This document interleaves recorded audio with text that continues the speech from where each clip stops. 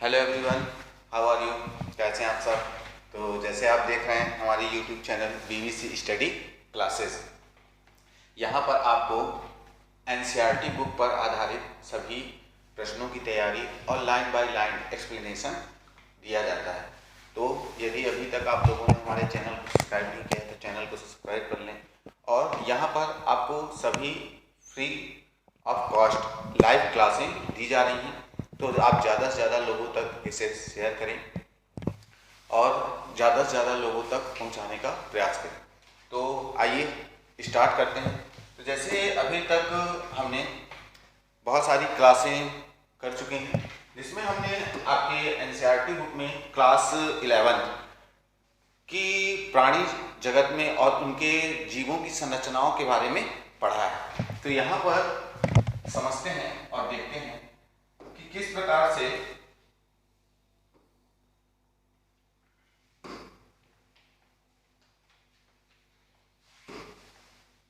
आपकी अलग अलग टॉपिक बाय टॉपिक उनको कैसे आप एक्सप्लेन करेंगे, इनके बारे में समझते हैं। तो यहाँ पर देखिए आपका जीव विज्ञान में हमने कई चैप्टर पढ़ चुके हैं और उन चैप्टरों में से जैसे आपका यहाँ पर हम कौन सा चैप्टर पढ़ रहे हैं, आपके प्राणी जगत के बारे में पढ़ रहे हैं। किसके बारे में पढ़ रहे हैं? प्राणियों की संरचनात्मक संगठन और उनका कैसे विकास हुआ है, इसके बारे में पढ़ रहे हैं।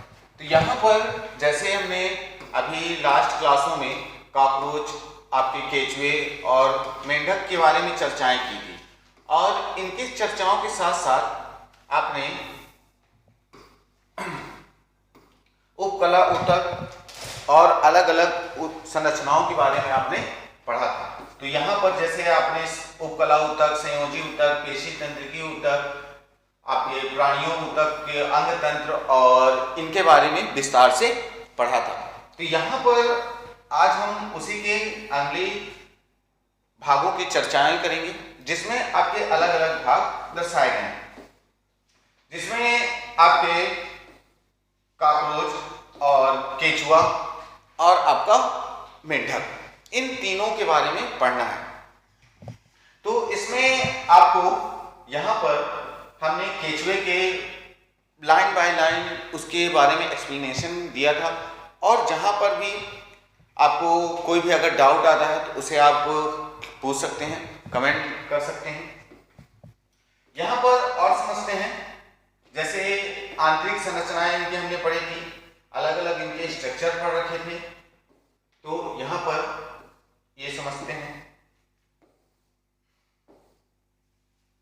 ये कॉकरोच के बारे में हमने पढ़ा था कि कॉकरोच आपका क्या कहलाता है, इंसेक्ट वर्ग का है। यह मुख्य रूप से अमेरिका का मूल निवासी है। कहाँ का निवासी है? आपका अमेरिका का मूल निवासी है। यह हमारे भारत में ट्रांसपोर्ट के माध्यम से यहाँ पर आया था। और जैसे इसमें हमने पढ़ा था कि आपके नर और मादा, इनमें क्या होती है, द्विरूपता पाई जाती है। क्या पाई जाती है? आपकी द्विरूपता पाई जाती है। तो इसके बारे में हमको आज विस्तार से पढ़ना है और इनके बारे में जानना है। तो थोड़ा सा फिर से इसको स्टार्टिंग से पढ़ते हैं और इसके बारे में समझने का प्रयास करते हैं। और आप लोग प्रयास करें कि अपनी बुक एनसीईआरटी की, अगर आप नीट की तैयारी कर रहे हैं या मेडिकल एग्जाम की तैयारी कर रहे हैं, और यदि आप सतना जिले से संबंधित हैं, तो यहाँ पर अभी आज ही अमित शाह जी ने आपके सतना जिले में मेडिकल कॉलेज का उद्घाटन किया है, जिसका बहुत जल्द ही शुरुआत हो जाएगी। तो आप प्रयास करें कि हम उन प्रिपरेशन की और अधिक तैयारी करें, क्योंकि आपके इस क्षेत्र में एक नया मेडिकल कॉलेज खुला हुआ है, तो उसमें आपके चांसेस ज़्यादा रहेंगे कि आप उस क्षेत्र में दूर ना जाकर के पास में ही अपना कॉलेज ले सकते हैं। तो यहाँ पर हम समझते हैं और इनके बारे में जानने का प्रयास करते हैं। तो जैसे हमने पढ़ा था कॉकरोच ये आपका इंसेक्ट वर्ग का, अर्थात आर्थ्रोपोडा संघ का, किस संघ का? आपके आर्थ्रोपोडा संघ का जीव माना जाता है। किस संघ का माना जाता है? चूंकि आर्थ्रोपोडा जो संघ है वो जीव जगत का सबसे बड़ा संघ माना जाता है। और यहाँ पर ये बात कही जाए कि लगभग आपकी जीव जगत की लगभग 10 लाख जातियां किसमें आपके आर्थ्रोपोडा संघ में होती हैं। आर्थ्रोपोडा संघ की अगर बात करें तो ये आपका जल में भी होते हैं, स्थल में भी होते हैं, वायु भी, मतलब तीनों स्थानों पर इनके जो इंसेक्ट वर्ग है वो बहुत हायर क्वांटिटी में क्या होते हैं, उपस्थित होते हैं। तो इसके बारे में समझते हैं और इनके कॉकरोच के बारे में पढ़ते हैं। तो देखिए यहाँ पर जैसे हमने पढ़ा कि जो कॉकरोच होता है आपका, कॉकरोच मुख्य रूप से आर्थ्रोपोडा संघ का तो जीव है, इनकी जो बाहरी खोल होता है वो आपका काहे का बना होता है, क्यूटिकल का बना होता है, काइटिन का बना होता है। काहे का बना होता है, क्यूटिकल की बनी कठोर संरचना होती है। तो आप लोग अपनी अपनी एनसीईआरटी बुक जरूर सामने रख लें और जो भी मोस्ट इंपॉर्टेंट टॉपिक आते हैं उसे आप अंडरलाइन जरूर कर लें। तो यहाँ पर हम समझते हैं, लाइन बाय लाइन इसे पढ़ते हैं। तो जैसे आपने पढ़ा है कि कॉकरोच जो होता है, कॉकरोच भूरे अथवा काले रंग के सपाट शरीर वाले प्राणी हैं, जिन्हें की संघ फाइलम आर्थ्रोपोडा संधि की वर्ग इंसेक्ट कीट वर्ग में सम्मिलित किया गया है। तो संधि पद मतलब आपका क्या बताएंगे, यहाँ पर संधि पद के अंतर्गत क्या कहेंगे, ऐसे पैर जिनमें क्या होते हैं आपके अलग अलग खंडों में विभक्त होते हैं, वो क्या कहलाते हैं, आपके संधि पद कहलाते हैं। अर्थात ये हेक्सापोडा कहलाते हैं। क्या कहलाते हैं, आपके हेक्सापोडा युक्त होते हैं। तो और आगे समझिएगा, यहाँ पर कीट वर्ग में सम्मिलित किया गया है। उष्णकटिबंधीय भाग में चमकीले पीले, लाल तथा हरे रंग के कॉकरोच अक्सर दिखाई देते हैं। तो यहाँ पर आप क्या बताएंगे कि जो आपका कॉकरोच होता है ये मुख्य रूप से कहाँ पर पाया जाता है, उष्णकटिबंधीय भागों पर। कहाँ पर, उष्णकटिबंधीय जो सामान्य वातावरण होता है वहां पर ये देखने को अधिकतर मिल जाएंगे, आपके नम स्थानों में पाए जाएंगे। और जैसे आपने पढ़ा कि ये कैसे होते हैं, आपके भूरे रंग के होते हैं अथवा काले रंग के सपाट शरीर वाले प्राणी होते हैं, मतलब इनका जो शरीर होता है काफी सपाट होता है। तो यहाँ पर और ये क्या होते हैं, आपके नर और मादा। आप एनसीईआरटी जैसे बुक में देखते हैं कि ये द्विलिंगी होता है। द्विलिंगी मतलब यहाँ पर ये कैसा आपका लक्षण दर्शाएगा, लैंगिक द्विरूपता दर्शाता है। इसमें क्या दर्शाता है, लैंगिक द्विरूपता दर्शाता है। इस कारण से इसे क्या कहा जाता है, द्विलिंगी। वास्तव में ये अलग अलग होते हैं, नर अलग होता है, मादा अलग होती है। तो समझते हैं इसके बारे में। कॉकरोच अक्सर दिखाई देते हैं, इनका आकार 1/4 या 3 इंच या 0.67 सेंटीमीटर होता है। इनमें लंबी श्रृंगिकाएं, लंबी श्रृंगिका मतलब ये एक जोड़ी क्या होती है, इनमें श्रृंगिकाएं होती हैं। क्या होती हैं, श्रृंगिकाएं होती हैं। और एक जोड़ी आपकी क्या होती है, आंखें होती हैं जो संयुक्त होती हैं। इन संयुक्त आंखों में लगभग आपकी 2000 क्या होती है, आंखें के समान संरचना, मतलब ये एक साथ किसी एक वस्तु को लगभग आपके कितने प्रकार से 2000 प्रकार तरीके से प्रतिबिंब बनाता है और उनको देखता है। तो यहां पर समझिएगा, ये संयुक्त आंखें कंपाउंड आईज होती हैं। क्या होती हैं, कंपाउंड आईज होती हैं। इनका पूरा शरीर, ये इनमें क्या होते हैं, पंख पाए जाते हैं। पंख में जैसे हमने पढ़ा कि ये काहे के बने होते हैं, काइटिन के बने होते हैं। काहे के बने होते हैं, काइटिन के बने होते हैं। और ये जो निचला वाला पंख होता है ये क्या करता है, उन्हें उड़ने में मदद करता है। क्या करता है, उड़ने में मदद करता है। और यहाँ पर ये मुख्य रूप से काहे के, सेल्यूलोज के बने होंगे, पारदर्शी होते हैं। कैसे होते हैं, पारदर्शी होते हैं। और ये कैसे होते हैं, काले व भूरे रंग के अलग अलग दिखाई देते हैं। तो इनमें 2 जोड़ी आपके क्या होते हैं, पंख होते हैं। क्या होते हैं, पंख होते हैं, जिनमें से एक जो आपका काहे का बना होता है, काइटिन का बना होता है। यह कॉकरोच को क्या करता है, सुरक्षा प्रदान करता है। क्या करता है, सुरक्षा प्रदान करने का कार्य करता है। और ये जो दूसरे पंख जो होते हैं ये क्या होते हैं आपके, उसे उड़ने में मदद करता है। और आगे समझिएगा, यहाँ पर आप देख सकते हैं संधिपोडा।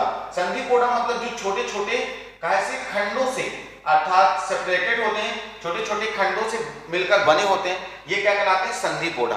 और इन्हें हेक्सापोडा भी कहा जाता है। क्या कहा जाता है, हेक्सापोडा, क्योंकि इनमें 3 जोड़ी आपके 3 जोड़ी पैर पाए जाते हैं। क्या पाए जाते हैं, पैर पाए जाते हैं। और आगे समझिएगा, यहां पर इनके बारे में आगे देखते हैं। ये आपकी अलग अलग इनकी 3 जोड़ी टांगें होती हैं, 1 2 3, दूसरा तीसरा, ऐसे यहां पर भी ये क्या होती है, एक यहां पर, एक यहां पर और एक यहां पर। ये क्या होती है आपकी 3 जोड़ी भाग होते हैं। अब इसमें भी आप देखेंगे कि यहां पर इसके 3 भाग होते हैं। जो इनका पूरा शरीर होता है वो कितने भागों में बटा होता है? 3 भागों में। और यहां पर वर्तुल, ये क्या पाती है? संरचनाएं होती है। क्या होती हैं? संरचनाएं होती हैं। ये वर्तुल संरचनाएं जो होती हैं इसमें मुख्य रूप से आपकी 10 होती हैं। क्या होती हैं? 10 खंड में डिवाइडेड होती हैं, 10 संरचनाएं दिखाई देती हैं। और जिसमें आपने पढ़ा कि इसके मुख्य रूप से अग्रभाग जो सिर होगा वो अग्रतंत्र में कहला जाएगा, मध्यांत्र कहला जाएगा और पश्चांत्र कहला जाएगा। अर्थात अग्रभाग, मध्य भाग और पश्च भाग, ये 3 भागों में क्या होता है? आपका डिवाइड होता है। कितने भागों में डिवाइड होता है? 3 भागों में। जिसे हम क्या कह सकते हैं? आपका सिर कह सकते हैं, उदर गुहा कह सकते हैं और वक्षी गुहा कहते हैं। तो ये आपका क्या कहलाता है? ये वाला भाग जो कहलाएगा वो सिर वाला भाग कहलाएगा। फिर उसके बाद यहाँ का जो भाग होगा ये क्या कहलाएगी? आपकी वक्ष भाग कहलाएगा। और यहाँ का जो भाग कहलाएगा ये क्या कहलाएगा? आपका उदर गुहा कहलाती है। क्या कहलाती है? उदर गुहा कहलाती है। तो और आगे समझते हैं इसके बारे में, और यहाँ पर समझिएगा। तो अब उसकी रहती है संसार में ये, और ये कैसा होता है? रात्रिचर जीव होता है। कैसा है ये आपका? रात्रिचर। अधिकतर ये दिन के समय में कूड़े करकट व अन्य क्षेत्रों में घुसे रहते हैं, इधर उधर छिपे रहते हैं। और साथ में जब ये अधिकतर क्या होते हैं? रात्रिचर होते हैं। कैसे होते हैं? आपके रात्रिचर होते हैं। तो रात्रिचर मतलब रात में निकलने वाले ऐसे जीव जो अधिकतर रात में क्या करते हैं? भ्रमण करते हैं, वो क्या कहलाते हैं? आपके रात्रिचर जीव कहलाते हैं। तो इनके बारे में समझिएगा। यहां पर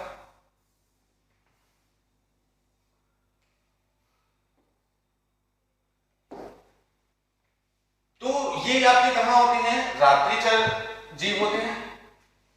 समस्त संसार में ये रात्रिचर मतलब आपके रात में घूमने वाले सर्वभक्षी, अर्थात सर्वभक्षी मतलब ये सब कुछ क्या करते हैं? डाइजेस्ट करने, खाने का काम करते हैं। अर्थात इन्हें इसी के आधार पर मानवों का मित्र माना जाता है। कैसे? तो इसकी चर्चाएं करते हैं। मानवों का मित्र मतलब ये जीव मुख्य रूप से क्या करते हैं? आपके अलग अलग क्षेत्रों पर, आपके घरों की अगर हम बात करें कि हमारे घर से कितना अधिक मात्रा में कचरा निकलता है, तो वो कचरा आपका कहाँ जाता होगा? इतनी हाई क्वांटिटी में। अगर हम एक कल्पना करें कि एक छोटे से गांव, एक कस्बे में प्रतिदिन लगभग अगर 40 घर हैं तो प्रत्येक घर से आपका 1 बाल्टी कचरा निकल रहा होगा। कितना? 1 बाल्टी कचरा निकल रहा हो। अब सोचो वो 40 घर से अगर उतना ही कचरा निकल रहा है तो एक दिन में 40 बाल्टी ना। अब अगर हम एक छोटे से शहर की बात करें जिसमें कई वार्ड हो, जिसमें लगभग आपके 2000 घर हो, उन 2000 घर से प्रतिदिन 1 बाल्टी कचरा मतलब एक दिन में 1 टाली कचरा, तो 30 दिन में आपके कितना?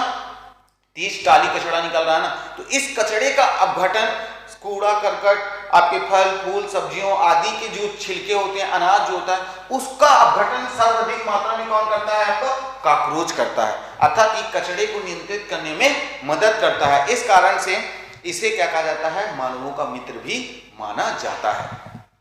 और आप समझिएगा, ये सर्वभक्षी मतलब ये शाकाहारी भी है, मांसाहारी भी है, मतलब ये सब कुछ खाने वाला सर्वाहारी जीव कहलाता है। क्या कहलाता है? आपका सर्वाहारी जीव।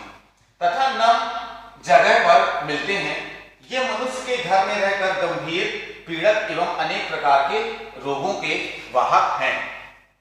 बाह्य आकार की, इनकी बाह्य संरचना देखते हैं, बाह्य स्ट्रक्चर देखते हैं कि इनकी जो बाह्य संरचना होती है वो कैसी होती है, किस प्रकार से एक कार्य करता है।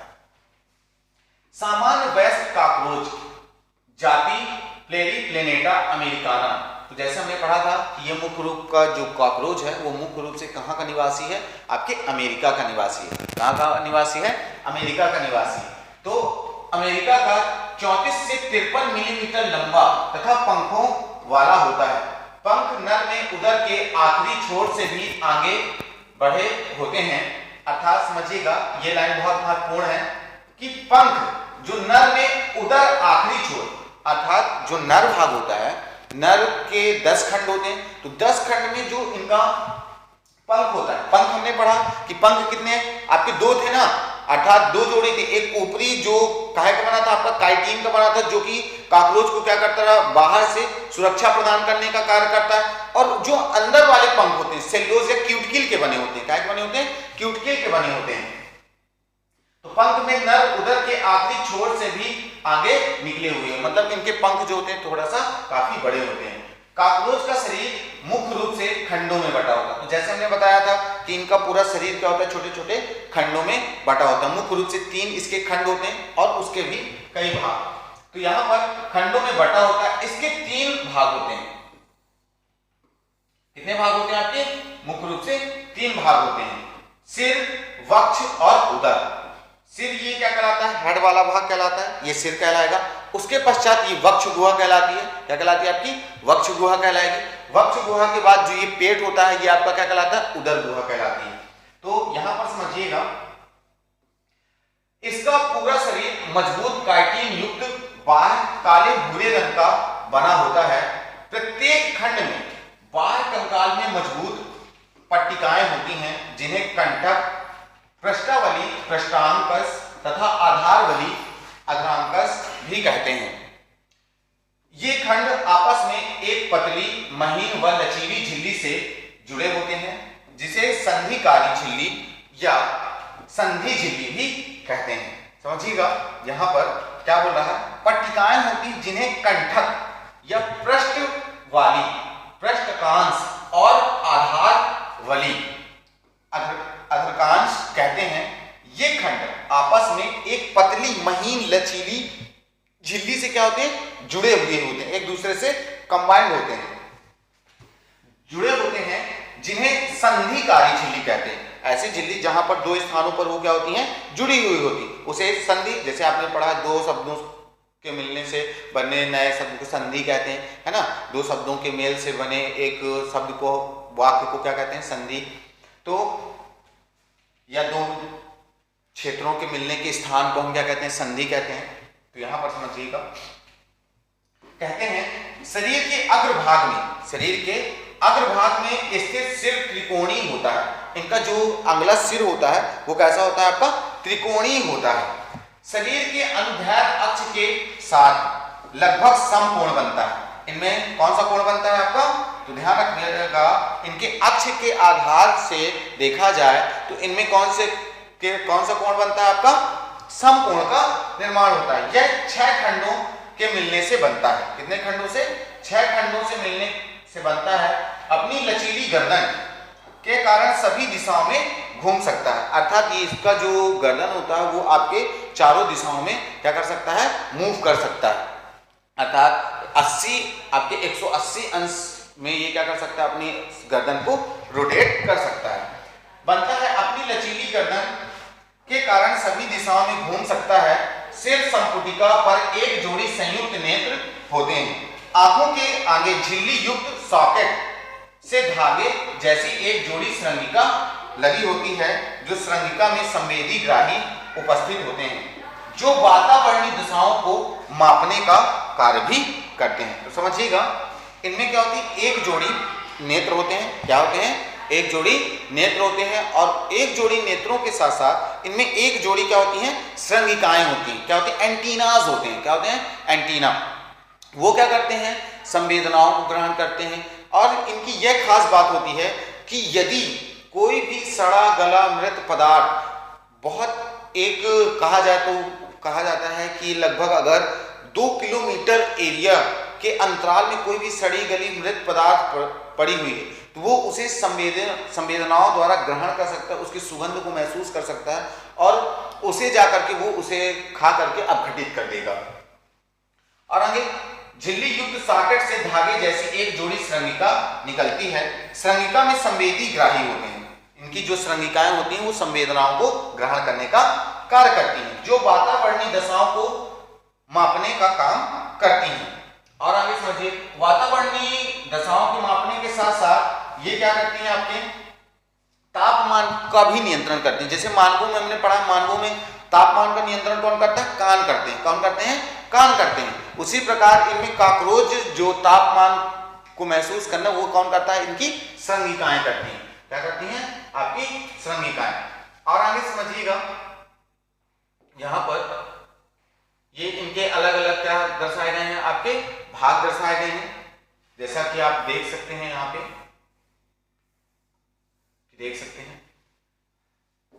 ये आपके क्या होते हैं, संयोग का आंख होती है, नेत्रक होते हैं, और यहाँ पर ये संरचना है। तो इसको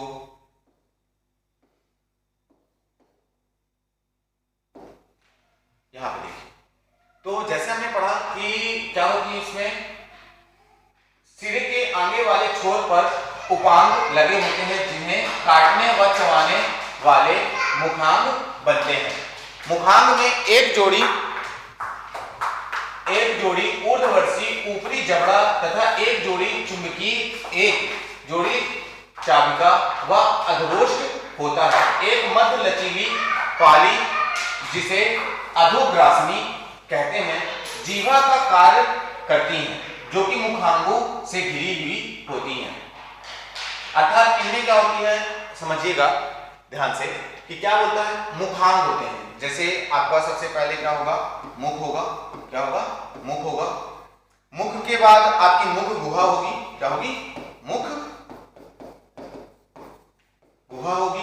अब मुख गुहा में क्या होंगे, कई भाग होंगे आपके। स्लैवरी ग्लैंड्स पाई जाएंगी, क्या पाई जाएंगी, स्लैवरी ग्लैंड्स पाई जाएंगी, लाल ग्रंथियां पाई जाएंगी। तो जैसे इसके अलग अलग भाग दिए हैं, मैंडिबुलम दिया है, मैक्सिलर दिया है, संयुक्त आंख दी है, नेत्रक दिए हैं, ये एंटीनास कहलाते हैं, क्या कहलाते हैं, श्रृंगिकाएं कहलाती हैं, क्या कहलाती हैं, श्रृंगिकाएं कहलाती हैं। ये लेबियम और आपकी ये मैक्सिला, ये मैंडिबुलम, आपका हाइपोफैरिंक्स, पोषण क्षेत्र, कृतनक क्षेत्र। कृतनक क्षेत्र मतलब ऐसे रवे नुमा संरचनाएं होती है, आरी नुमा संरचनाएं होती हैं जो भोजन को या अपघटित पदार्थों को या जिसको ये खा रहे होते हैं उसको ये क्या करते हैं, काटने का कार्य करते हैं।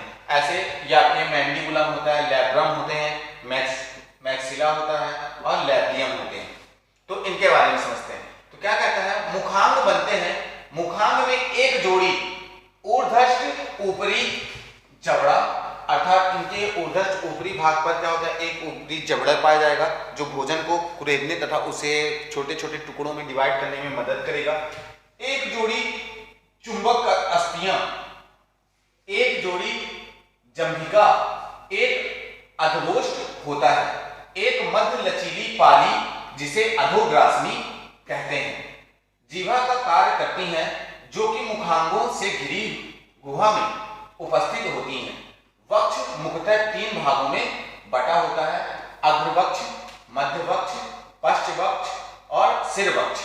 से अग्रवक्ष एक छोटे प्रसार द्वारा जुड़ा रहता है जिसे गर्दन या ग्रीवा कहते हैं। समझिएगा, इसमें मुख्य रूप से 3 भाग होते हैं। कौन कौन से, अग्रभाग जो कि सिर का निर्माण करेगा, किसका निर्माण करेगा, सिर का। मध्य भाग जो आपकी वक्ष गुहा का निर्माण करेगा, किसका निर्माण करेगा, वक्ष गुहा का। फिर उसके बाद आपकी आती है पक्ष गुहा। पश्च वक्ष जो होता है वो क्या करता है, उदर गुहा का निर्माण करता है। किसका निर्माण करता है, आपके उदर गुहा का निर्माण करेगा। अग्रवक्षक एक छोटे से प्रसार द्वारा, एक छोटी सी संरचना होती है, यहाँ पर एक प्रसारिक संरचना यहाँ पर होती है। उस प्रसारिक संरचना से इनका क्या होता है, पूरा शरीर आपस में जुड़ा हुआ होता है। एक छोटे प्रसार द्वारा जुड़ा रहता है जिसे गर्दन कहते हैं। क्या कहते हैं, गर्दन कहते हैं। तो यहां पर समझते हैं,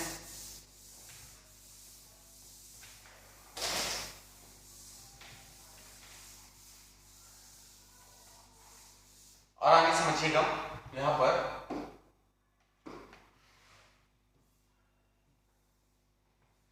ये इसके अब इनकी ये संरचनाएं दी गई हैं यहां पर।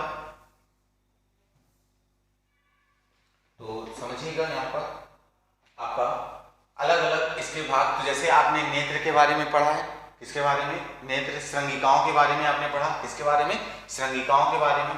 श्रृंगिकाओं के साथ साथ आपने मैंडिबुलम, लैब्रियम, लेबियम, लोबियम, मैक्सिला, संयुक्त नेत्र, मैक्सिला, मैक्सिलरी, यहाँ पर ये छोटे छोटे रोम नुमा क्या होती है, संरचनाएं पाई जाती हैं। तो ये आपके अलग अलग उसके भाग होते हैं। तो यहाँ और आगे समझिएगा,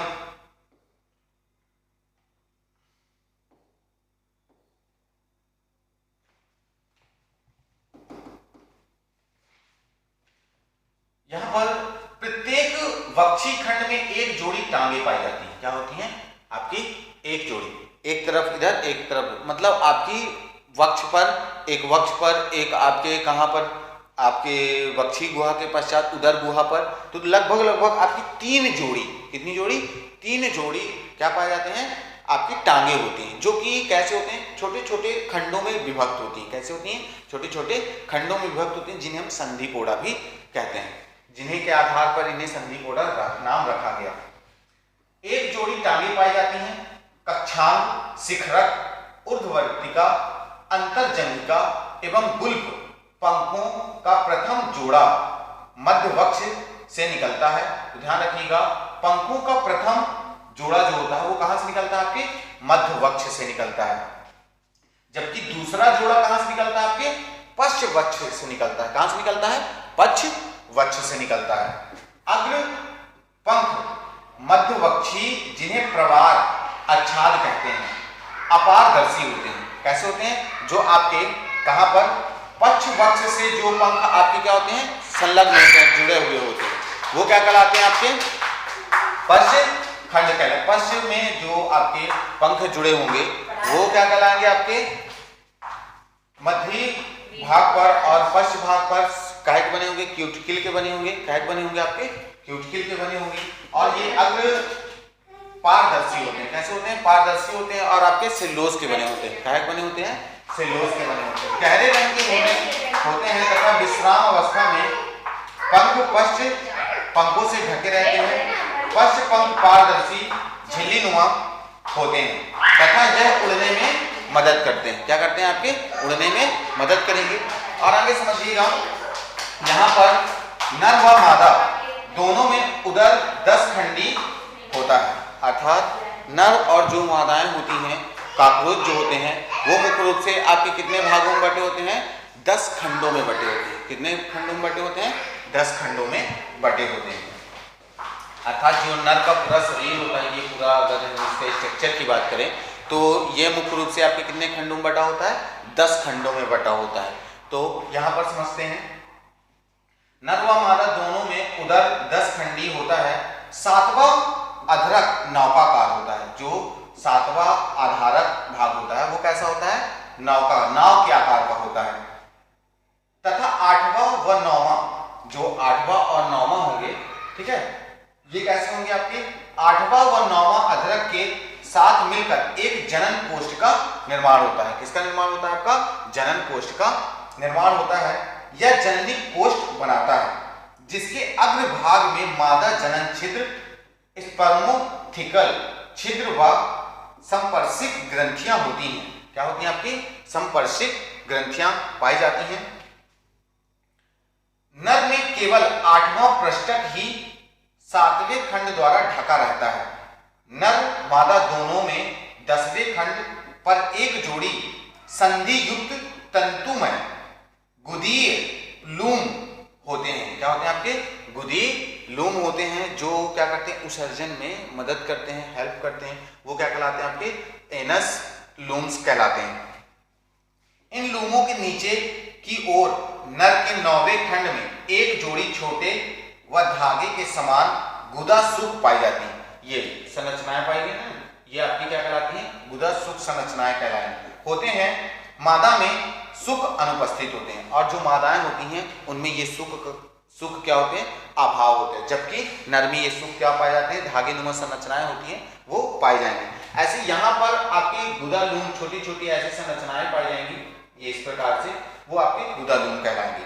अब जैसे आपका ये डायग्राम आप देख सकते हैं, यहाँ पर ये उसका क्या दिया गया है? आपके इंटरनल स्ट्रक्चर दिया गया है। क्या दिया गया? आपका इंटरनल स्ट्रक्चर। इंटरनल स्ट्रक्चर में जैसे आपने पढ़ी कि इनमें क्या होंगी? ग्रासनी होगी। क्या होगी? ग्रासनी। ग्रासनी क्या कहलाती है? जो मुख को, काहे को?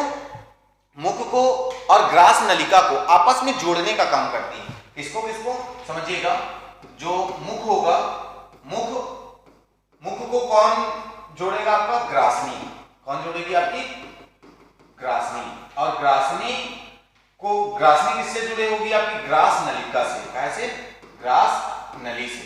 तो इसको ये क्या कहते हैं? ग्रासनी। वह भाग जो मुख गुहा तथा ग्रासनी को आपस में क्या करता है, जोड़ने का कार्य करता है, वो क्या कहलाती है, आपकी ग्रासनी कहलाती है। क्या कहलाती है, ग्रासनी कहलाती है। यहां पर क्या पाई जाएंगी, एक जोड़ी आपकी लार ग्रंथियां पाई जाएंगी। क्या पाई जाएंगी, सैलिवरी ग्लैंड पाई जाएंगी, जो कि म्यूसिलेज का क्या करती हैं, आपके सिक्रीशन करने का कार्य करती हैं, जो बहुत ही प्रबल एंजाइमों से मिलकर बनी होती है, जिसमें मुख्य रूप से आपका लाइपेज, पेप्सिन और एमाइलेज, ये 3 एंजाइम उपस्थित होते हैं, जो कार्बोहाइड्रेट, प्रोटीन और वसा का क्या करते हैं, पाचन करने का कार्य करते हैं। तो ध्यान रखिएगा, जो आपका लाइपेज होता है, क्या होता है, लाइपेज जो होता है, ये मुख्य रूप से किसका पाचन करता है, आपका वसा का पाचन करता है। किसका पाचन करता है, वसा का पाचन करता है।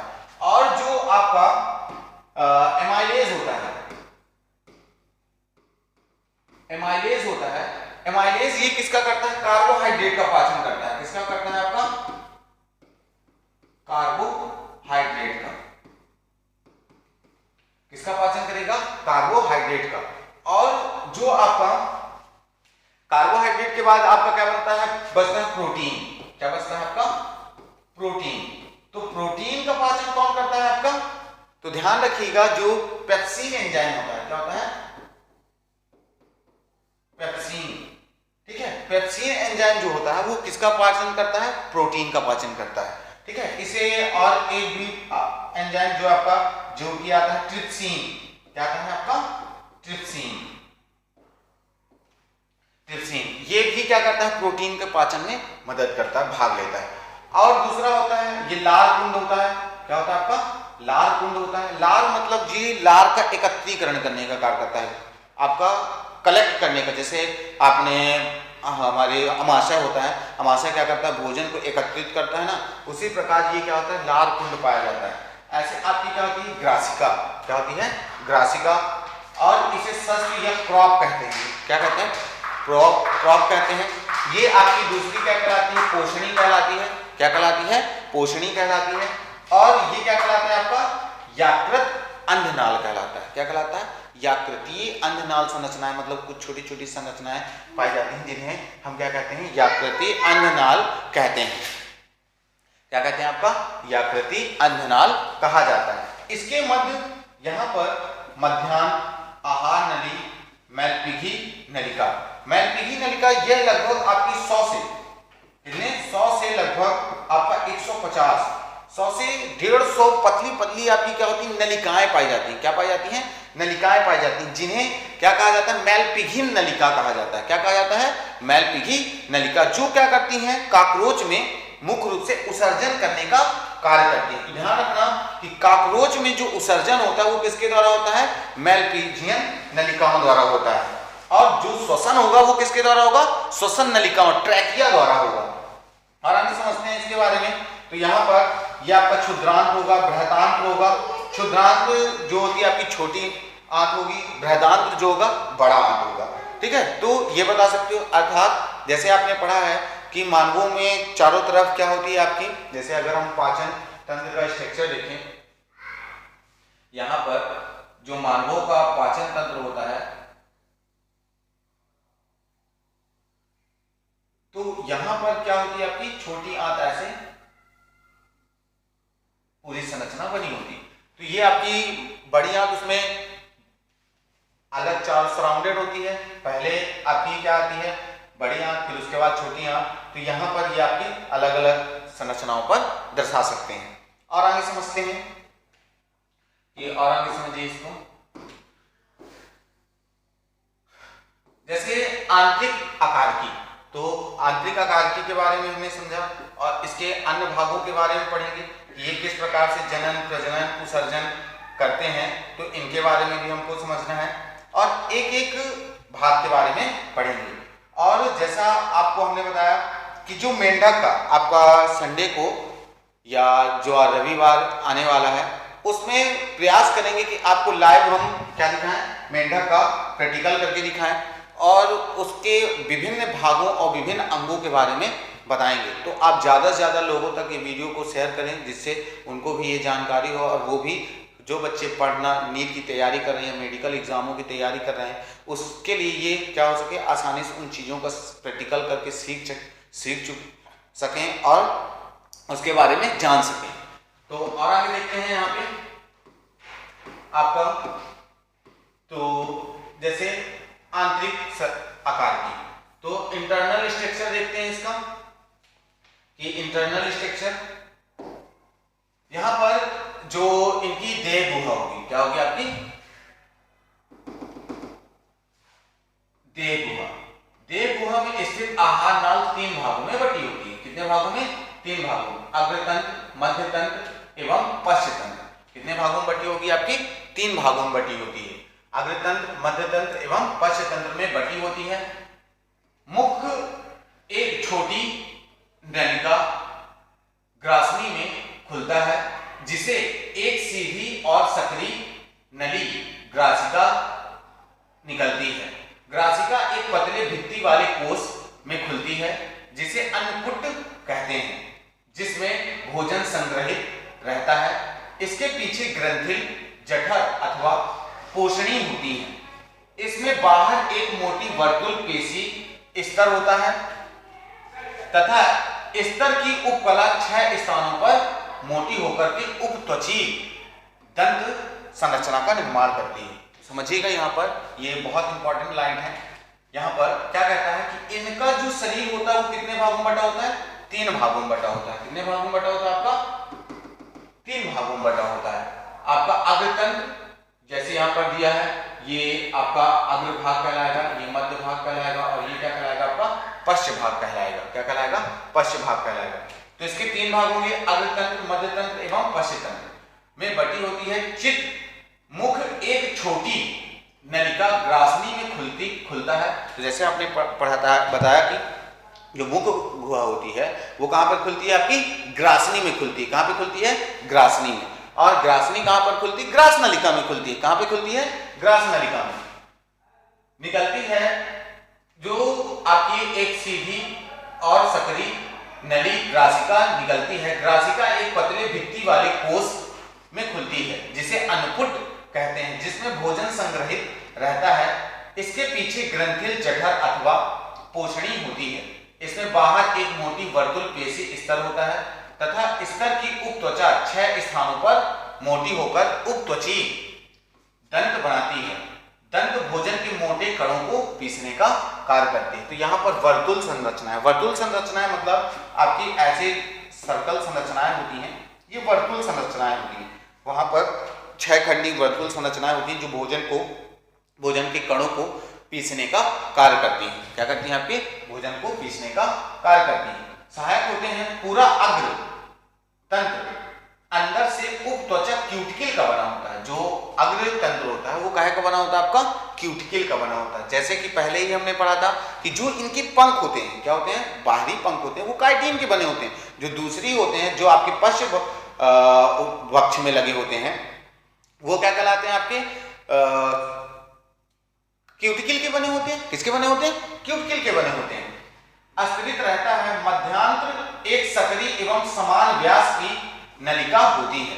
जो मध्यांत्र होता है वो एक सकरी और समान व्यास वाली होती है। कैसी होती है? आपकी एक समान व्यास वाली होती है, जिसमें उपत्वचा का स्तर नहीं होता है, जिसमें कोई ऊपरी स्तर नहीं होता। ध्यान रखिएगा, मध्य तंत्र एक सकरी एवं समान व्यास की नलिका होती है, जिसमें उपत्वचा का स्तर नहीं होता है। अग्रतंत्र व मध्य तंत्र के संधि स्थल पर अंगुली के समान 6 से 8 अंध नलिकाएं होती हैं। ये अंध नलिकाएं क्या होती हैं? आपकी याकृति अंध नलिकाएं कहलाती हैं, जो विभिन्न प्रकार के पाचक रसों का क्या करती हैं? स्राव करने का कार्य करती हैं। ये एंजाइम क्या करते हैं? भोजन को पचाने में मदद करने का कार्य करते हैं। जैसे मानवों में अपेंडिक्स होती है, क्या होती है? अपेंडिक्स। उसी प्रकार यहाँ पर काकरोच में क्या पाई जाती हैं? आपकी अंध याकृति अंध नलिकाएं पाई जाती हैं। क्या पाई जाती हैं? अंध नलिकाएं, जो क्या करती हैं? आपकी विभिन्न प्रकार के रसों व एंजाइमों का श्रवण करती हैं, जो भोजन के पाचन में मदद करती हैं। नलिका लगी होती हैं जिनके सिरे बंद रहते हैं। इनके याकृति व जठरी अंधनाल कहते हैं, जो पाचक रस बनाती हैं।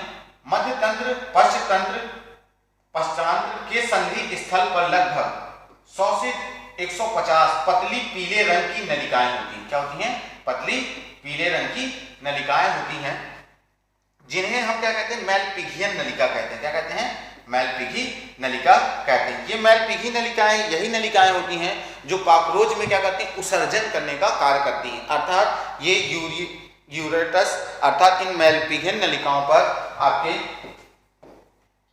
यूरेट कोशिकाएं पाई जाती हैं। क्या पाई जाती हैं? आपकी यूरेट कोशिकाएं पाई जाती हैं। तो ध्यान रखिएगा, आपके जो मैलपिघियन नलिकाएं हैं उनमें कौन सी कोशिकाएं पाई जाती हैं? यूरेट कोशिकाएं पाई जाती हैं। क्या पाई जाती हैं? यूरेट कोशिका।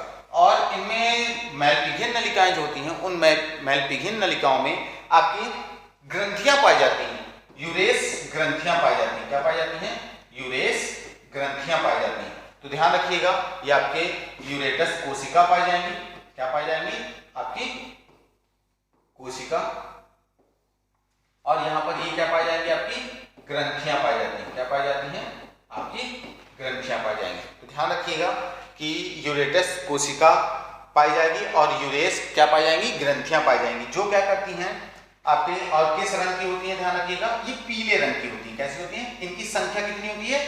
100 से 150 इनकी संरचनाएं होती हैं, जिन्हें हम क्या कहते हैं? आपकी मैलपिघियन नलिका कहते हैं। और आगे समझते हैं इनके बारे में। जैसे आपका ये डायग्राम बना हुआ है, ये डायग्राम आपके हेडलाइन संरचना को दर्शा रहा है, तो इसके बारे में समझेंगे। पहले इनके बारे में पढ़ लेते हैं, है ना। तो यहाँ पर समझते हैं, तो समझिएगा इसके बारे में। ये आपका मैलपिघियन नलिका और उसके अलग अलग भागों के बारे में एक्सप्लेनेशन दिया गया है, तो यहाँ पर इनके बारे में समझेंगे।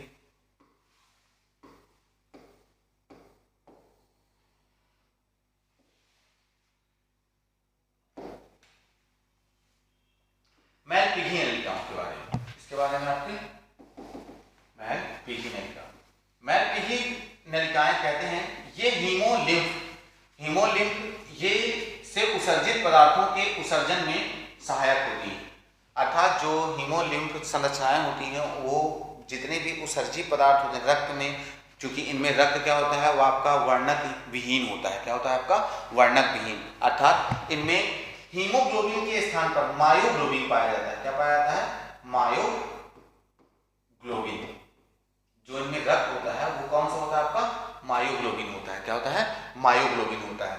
और जो मानवों में होता है आपका हीमोग्लोबिन ही होता है। जो कोई हीम समूह आपका क्या होता है? वर्णक, जिसके कारण से वो लाल रंग का दिखाई देता है। लेकिन यहाँ पर कोई भी वर्णक विहीन होता है, जिसके कारण से इनका रक्त जो होता है वो क्या होता है? कलरलेस होता है। कैसा होता है? रंगहीन होता है। तो कौन सा रक्त उसमें पाया जाता है? आपका मायोग्लोबिन। मायोग्लोबिन एक प्रकार की प्रोटीन है जो इसमें पाई जाती है। तो ध्यान रखिएगा, हीमोलिम्फ से उत्सर्जित पदार्थों के उत्सर्जन में सहायक होती है। पश्च तंत्र मध्य तंत्र से थोड़ा चौड़ा होता है तथा क्षुद्रांत, बृहतांत एवं मूत्राशय में विभक्त होता है। समझिएगा, जो पश्च तंत्र होता है वो मध्य तंत्र से थोड़ा सा क्या होता है? चौड़ा होता है। पश्च तंत्र मध्य तंत्र की अपेक्षा क्या होता है? चौड़ा होता है। जबकि क्षुद्रांत, बृहतांत एवं मूत्राशय में विभक्त होता है। जो आपका पश्च भाग होता है, पश्च भाग कैसा होगा? वो 3 भागों में बटा होगा, क्षुद्रांत में, बृहतांत में और मूत्राशय में विभक्त रहता है। मलाशय बाहर की ओर गुदा द्वार द्वारा खुलता है। यहीं पर आपके गुदा लूम्स पाए जाएंगे। ठीक। तिलचट्टे में खुले प्रकार का परिसंचरण तंत्र पाया जाता है। अब जो इनका परिसंचरण तंत्र होता है, रक्त का परिवहन जो होता है, वो आपका क्या होता है? स्वतंत्र रूप से खुले प्रकार से छोटे छोटे चैम्बर व कोटर पाए जाते हैं। क्या पाए जाते हैं? कोटर पाए जाते हैं। जो लगभग आपके 13 जोड़ी होते हैं। कितने होते हैं? 13 जोड़ी ये कोटर पाए जाते हैं संरचनाएं, जिनमें सभी अंग क्या होते हैं? डूबे हुए होते हैं। और इन्हीं के माध्यम से क्या होता है? आपका रक्त का परिवहन होता है। जैसे आपका ये डायग्राम दर्शाया गया है। तो और आगे समझते हैं, यहाँ पर तिलचट्टे में खुले प्रकार का परिसंचरण तंत्र होता है। इसकी रुधिर वाहिनियां अल्प विकसित होती हैं। जो रक्त वाहिकाएं होती हैं वो बहुत कम, अर्थात जो ब्लड कैपिलरीज होती हैं वो बहुत कम विकसित होती हैं, अधिक विकसित नहीं होती। तो वाहिनी अल्प विकसित होती हैं और रुधिर गुहा में खुलती हैं। उसी से सभी अंतरांग अंग डूबे रहते हैं, जिसे रुधिर लसिका कहते हैं। रुधिर लसिका हीमोलिम्फ रंगहीन प्लाज्मा व रुधिराणुओं से बना होता है। कॉकरोच का हृदय एक लंबी पेशी नली होती है जो रुधिर गुहा में वक्ष और आधार की मध्य पृष्ठीय रेखा के साथ साथ स्थित है। हृदय कीप आकार का होता है। इनका कैसा होता है, ये संरचनाएं आप देख सकते हैं, ये कैसी संरचना है आपकी, कीप आकार की संरचना है। तो ये आपके जो हृदय कोश होते हैं, वो इनका हृदय जो होता है वो कैसा होता है, कीप के आकार का होता है। कोष्ठकों में विभक्त होता है और दोनों तरफ अश्य होता है। दोनों तरफ से क्या होता है, ये संयोजित होता है, जुड़ा हुआ होता है। श्वसन तंत्र, अब श्वसन तंत्र की अगर बात करें तो श्वसन तंत्र में देखते हैं यहाँ पे, श्वसन तंत्र शाखित श्वसन नालों द्वारा, अर्थात इनमें श्वसन जो होता है वो श्वसन नलिकाओं द्वारा होता है, ट्रैकिया द्वारा होता है। किसके द्वारा होता है, ट्रैकिया द्वारा होता है, के जाल का बना होता है। श्वसन नाल श्वसन छिद्रों द्वारा खुलती है, अर्थात इन श्वसन नालों में आपकी क्या होती है, इनकी संरचनाओं की अगर बात करें तो एनीमा संरचना होती है। क्या होती है आपकी, एनीमा संरचना होती है। जो श्वसन नलिकाओं, जो श्वसन छिद्र होते हैं, ये टोटल कितने होते हैं आपके, 10 जोड़ी होते हैं। क्या होते हैं, 10 जोड़ी, और इनके चारों ओर क्या पाया जाता है, एक आवरण पाया जाता है। क्या पाया जाता है, जो क्यूटिकल का बना एक आवरण होता है, जिसे हम क्या बोलते हैं, एनीमा बोलते हैं। क्या बोलते हैं आपका, एनीमा बोलते हैं। तो समझिएगा, श्वसन छिद्रों द्वारा खुलती है। हवा 10 जोड़ी श्वसन छिद्रों द्वारा अंदर प्रवेश कर जाती है, अर्थात इनमें जो श्वसन छिद्र होते हैं वो 10 जोड़ी होते हैं। कितने होते हैं आपके, 10 जोड़ी होते हैं। कि शरीर की पार्श्व सतह पर व्यवस्थित होते हैं। श्वसन नाल पुनः विभाजित होकर के श्वसन नलिकाएं बनाती हैं। हवा को श्वसन नलिकाओं द्वारा शरीर के सभी भागों तक पहुंचाने व आपके श्वसन नलिका बनाती हैं। हवा को श्वसन नलिकाओं द्वारा शरीर के सभी भागों तक पहुंचाती हैं। श्वसन छिद्रों का खुलना अवरोधनी द्वारा नियमित होता है। श्वसन नलिकाओं पर गैसों का आदान प्रदान विसरण विधि द्वारा होता है। तो इनमें जो गैसों का आदान प्रदान होता है वो किस विधि द्वारा होता है, विसरण विधि द्वारा। तो ध्यान रखिएगा कि जो आपका कॉकरोच होता है, कॉकरोच की जो श्वसन, जो इनमें श्वसन होता है वो मुख्य रूप से किसके द्वारा होता है, आपका ट्रैकिया द्वारा होता है, वायु नलिकाओं द्वारा होता है। किसके द्वारा होता है, श्वसन नलिकाओं द्वारा होता है। अब इनमें जो श्वसन छिद्र होते हैं उनकी संख्या कितनी होती है आपकी, 10 जोड़ी होती है। कितनी होती है, 10 जोड़ी। 10 जोड़ी मतलब आपकी 10 जोड़ी इनमें श्वसन नलिका, श्वसन छिद्र पाए जाएंगे, जो क्या करते हैं, वायु को एब्जॉर्ब करने तथा उनका अवशोषण व विशोषण करने का कार्य करते हैं। साथ साथ जो श्वसन की प्रक्रिया होती है वो विसरण के द्वारा होती है। किसके द्वारा होती है आपकी, विसरण। तो जैसे आपने विसरण की परिभाषा पढ़ रखी है, विसरण की परिभाषा क्या बताएंगे, विसरण किसे कहते हैं, है ना। तो विसरण की परिभाषा नॉर्मल, जैसे आपने एक अगरबत्ती देखी होगी, एक अगरबत्ती को आप कमरे किसी भी कोने में लगा दें, कमरे के उसको जला दें और कमरे के किसी भी कोने में लगा दें, तो वो क्या होगा, पूरे कमरे में उसकी सुगंध क्या हो जाएगी, फैल जाएगी। क्या हो जाएगी, फैल जाएगी। तो जब फैल जाएगी तो इससे आप परिभाषा क्या बनाएंगे कि कमरे में तो उसकी सुगंध नहीं थी, लेकिन अगरबत्ती जब जलाई गई तो उसका धुआं पूरे कमरे में क्या हुआ, फैल गया ना। तो इसकी परिभाषा आप क्या बताएंगे कि विसरण किसे कहते हैं, अधिक सांद्रता से, क्योंकि अगरबत्ती जो थी उसमें सुगंध आपके किसकी अधिक थी, सुगंध की मात्रा अधिक थी, लेकिन कमरे में नहीं थी। तो क्या बताएंगे, अधिक सांद्रता से कम सांद्रता की ओर ठोस द्रव गैस के अणुओं का क्या होना, गमन करना, क्या कहलाता है आपका, विसरण कहलाता है। समझिएगा, विसरण की परिभाषा क्या बताएंगे, विसरण किसे कहते हैं। तो जैसे आपका विसरण, तो विसरण में क्या बताएंगे, आपका किसी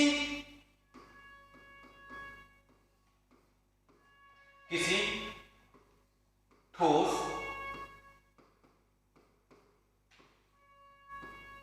द्रव गैस, किसी ठोस द्रव गैस के अणुओं का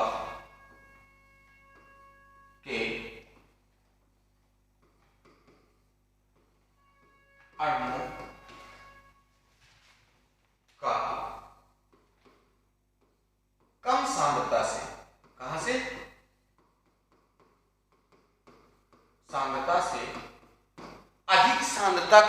होना, गमन करना, कम सांद्रता से अधिक सांद्रता की ओर क्या करना, गमन करना, क्या कहलाता है आपका, विसरण कहलाता है। तो इनमें जो श्वसन होता है वो किस विधि द्वारा होता है, आपका विसरण विधि द्वारा होता है। किस विधि द्वारा होता है, विसरण विधि द्वारा। और समझिएगा, तिलचट्टे में उत्सर्जन मैलपीघी नलिकाओं द्वारा होता है। प्रत्येक नलिका ग्रंथिल, तो जैसे हमने पढ़ा था कौन सी ग्रंथियां पाई जाती हैं आपकी, जैसे हमने पढ़ा कि आपके जो कोशिकाएं होती हैं वो कौन सी कोशिकाएं होती हैं, यूरेटस कोशिकाएं पाई जाती हैं, ठीक है। और दूसरा आपने क्या पढ़ा कि जो इनमें ग्रंथियां होती हैं, कौन कौन सी ग्रंथियां होती हैं, क्या बताएंगे, तो आपके यूरेस नामक क्या होती है, ग्रंथियां पाई जाती हैं। और आगे सुनिएगा, रोम युक्त उपकला द्वारा स्तरित रहती हैं ये नाइट्रोजनी अपशिष्ट पदार्थ, अर्थात ये काकरोच क्या होते हैं, यूरोटेलिक होते हैं। कैसे होते हैं, यूरिया का उत्सर्जन करते हैं। कैसे होते हैं आपके, यूरोटेलिक होते हैं। ध्यान रखिएगा कि आपका यूरिया का सूत्र क्या बताएंगे, ध्यान रखिए, कभी कभी पूछ लेता है कि यूरिया का सूत्र क्या बताएंगे। तो जैसे आपका NH2 single bond C double bond O single bond NH2, ये क्या है आपका, यूरिया का फॉर्मूला है। किसका फॉर्मूला है, आपका यूरिया का। तो ध्यान रखिएगा ये H है आपका,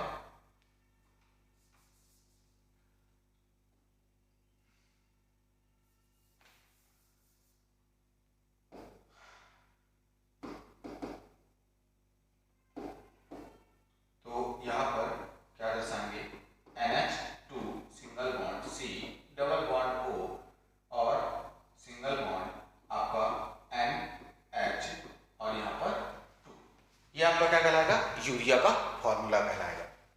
और आगे समझते हैं, करके उन्हें जैव रासायनिक क्रिया द्वारा यूरिक अम्ल में परिवर्तित कर देती है। यूरिक अम्ल पश्चन तंत्र द्वारा उत्सर्जित कर दिया जाता है, अतः यह कीट यूरिक अम्ल उत्सर्गी कहलाता है।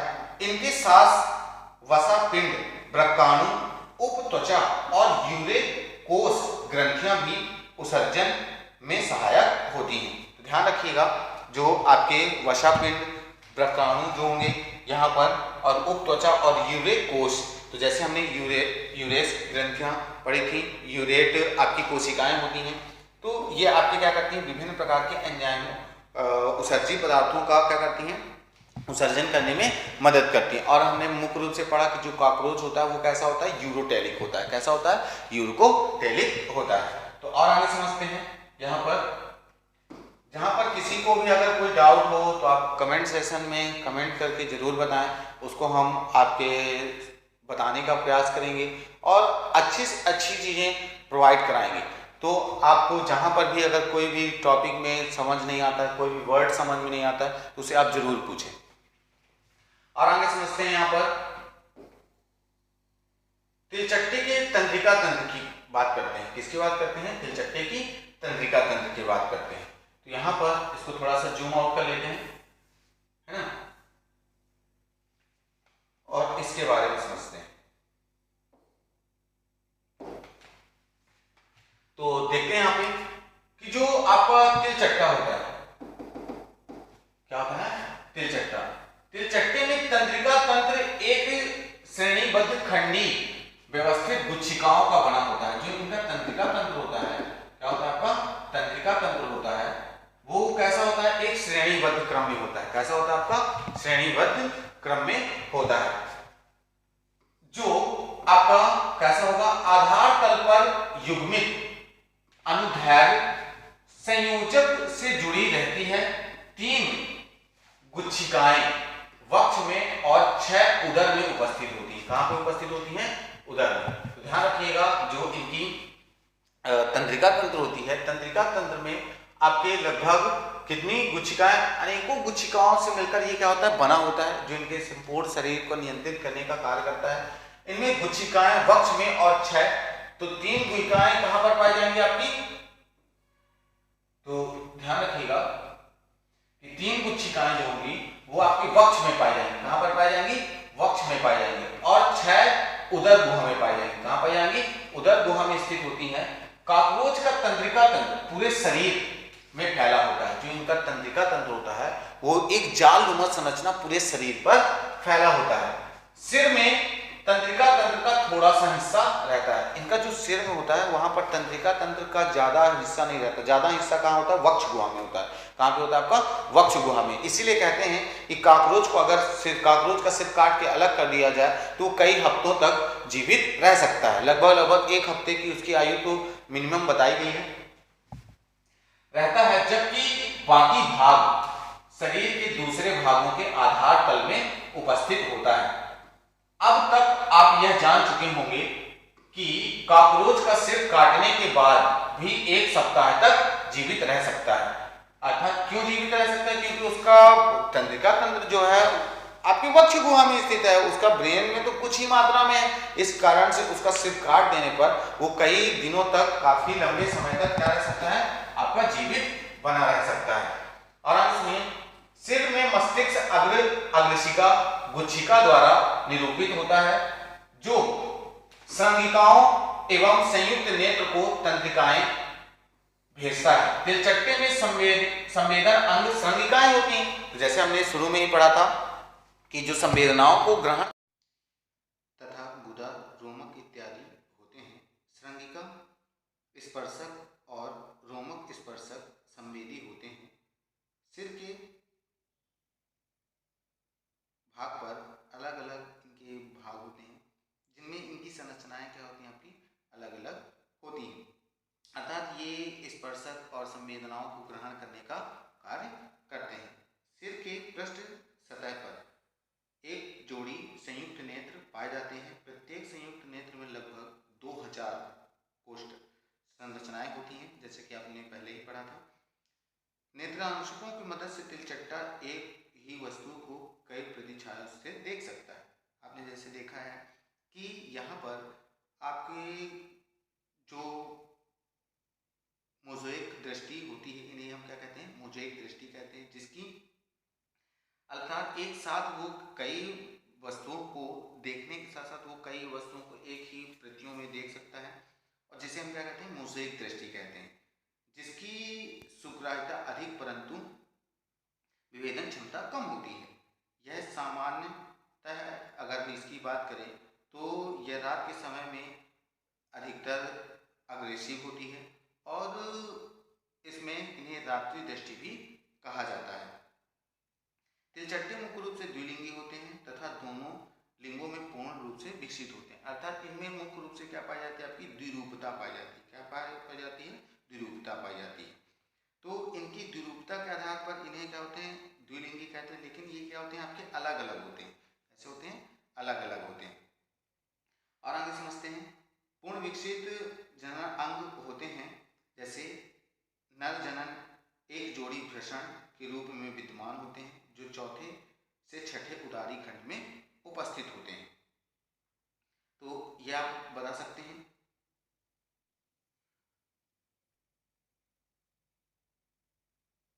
विद्यमान होते हैं जो चौथे से छठे उदारी खंड में व्यवस्थित होते हैं। इसी प्रकार और आगे देखते हैं और इनके बारे में समझते हैं। जैसे कि यहाँ पर आप ये देख सकते हैं, ये आपका डायग्राम दर्शाया गया है। यहाँ पर जूम आउट थोड़ा सा कर लेते हैं। जैसे ये वृषण आपका होगा, जो नर वृषण एक जोड़ी होंगी, ऐसे होंगे, एक जोड़ी संरचनाएं होंगी। ये आपकी शिश्न ग्रंथियां कहला जाएंगी, छोटी नलिकाएं, बड़ी नलिकाएं। ऐसे आपका शुक्राशय उपस्थित होगा। क्या उपस्थित होगा? शुक्राशय उपस्थित होगा। शुक्र वाहिकाएं उपस्थित होंगी। शुक्राशय क्या कहलाता है? आपका जो शुक्राणुओं को स्टोर करने का कार्य करता है, वो आपका क्या कहलाएगा? शुक्राशय। और यहाँ पर आपकी शुक्र वाहिनियाँ होती हैं, जो शुक्राणुओं का परिवहन करने का कार्य करती हैं। स्खलन वाहिनियाँ होती हैं, ये जो क्या करती हैं? आपके उत्सर्जी के दौरान, अर्थात जनन निषेचन के दौरान क्या करती हैं? आपके शुक्राणुओं का उत्सर्जन करने का कार्य करती हैं।